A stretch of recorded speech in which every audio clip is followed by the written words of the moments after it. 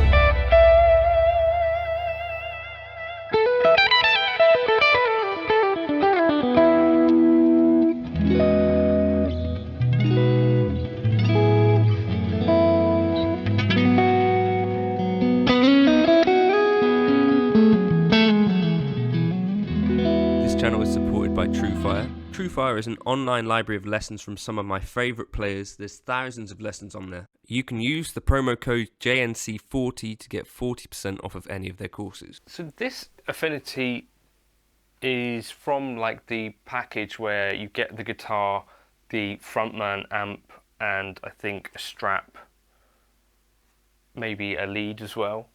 Like I think around sort of £250 mark. They still make a guitar called the Affinity, but I think they're now built in China. This is Indonesian made, and I'm going to presume about 4 to 6 years old, maybe 6 to 8, something like that, based on the timeline. Not exactly sure. Pre-pandemic for sure. Couple of years pre-pandemic, so maybe 2018, 2017, something like that. I looked up the specs on them. 9.5 inch radius. It is a bit of a slimmer neck than the Squier Debut that I've got. I think apparently it's still ceramic pickups, but I felt like I liked them a little bit more than the Squier Debut. It was from the era where they were using still 6-point trem. And other things of note, apparently it's an agathis body. I don't know what agathis is, maybe I'll try and find that. I can't really tell if it's a slimmer body or not. I guess this will be the way to actually tell. And it does have your full-size 70s style headstock. This to me looks kind of rosewoody. I think this might have even been a little bit before they started on the train of using Laurel fretboards for so much. But in general, I'm really enjoying the way it plays. Yeah, I feel like even though this has been not particularly well cared for or anything like that, it's just, you know, like a kid's guitar essentially. Like the edges seem way rounded off compared to like the Squier Debut. Is that a thing that just happens over time with this type of wooden stuff? Or is this something that Squier in particular, whoever, used to do, where they like sanded off the edges, and these days it looks a bit more like they come straight out of a CNC machine without as much care paid like to those harder edges.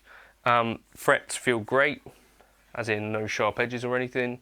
It has the artificial bone nut, which looks way less plasticky than the modern nuts. It's just not bad at all.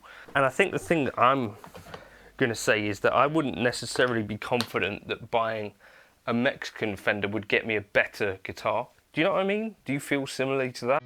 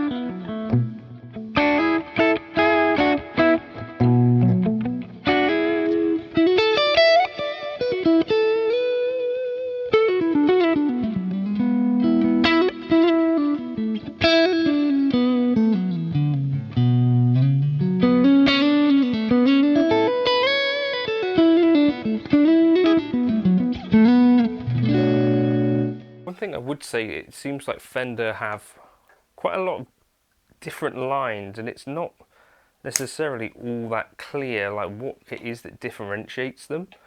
I guess that's maybe part of what happens when something becomes like a big corporation. Maybe it's written down somewhere, you know, like exactly what the goal of each line is, but for me, something like the Yamaha Pacifica stuff is a little bit more clear, where it's just like, well, the more money you spend on them, the hardware kind of just goes up incrementally, even though they're kind of very similar made guitars, or used to be at least.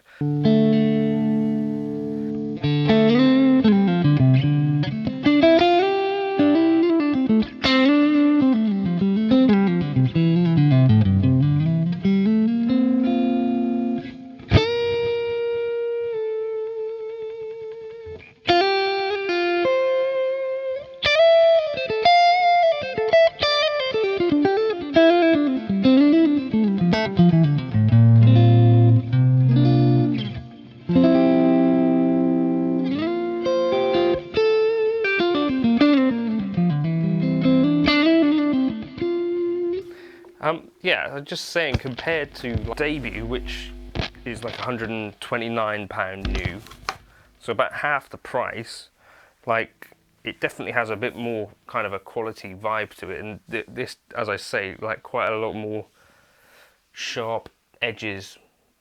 I don't know if that's just something that kind of naturally rounds off over time, or that's something that you have to do in the factory.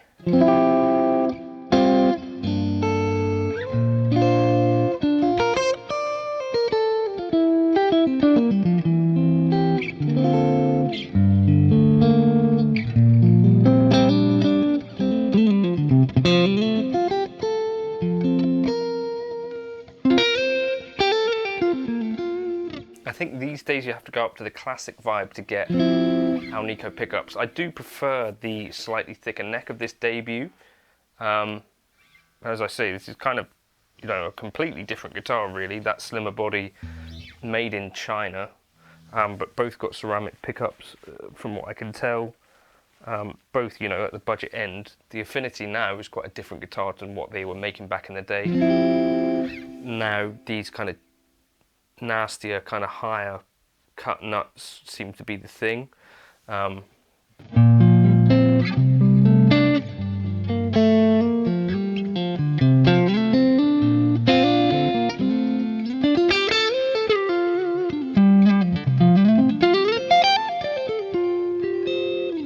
it's not that obvious to me if this kid came to me and said, you know, what would you buy to upgrade from this?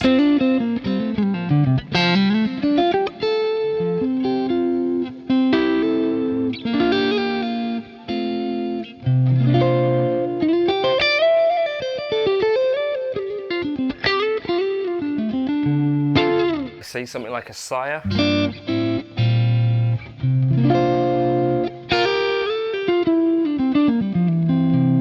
Would I say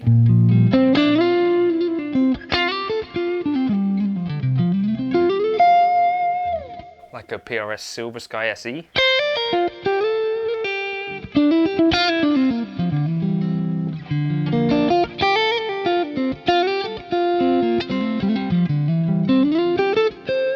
Impressive, I think, still to me. Like a guitar like this never really had too much attention to it played. You know, kind of typical of like your beginner's kind of guitar. It's still a really, I think, pretty high quality guitar that is playing pretty well. I might have changed some of the intonation over it over the years. Only maybe one time. I haven't done much with this guitar at all, but I think it's held up really well, and it's kind of a good level of quality, I feel like, the Squier stuff in this era. I don't know how much has changed over time, but let me know your thoughts in the comments. What would you recommend to someone to upgrade from a Squier? What would be your logical next step? I'd like to know your thoughts.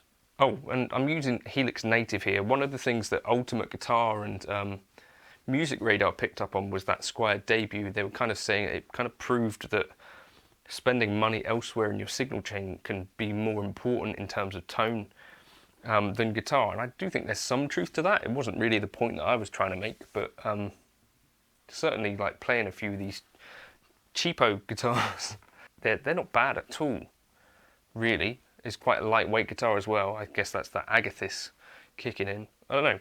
What do you reckon?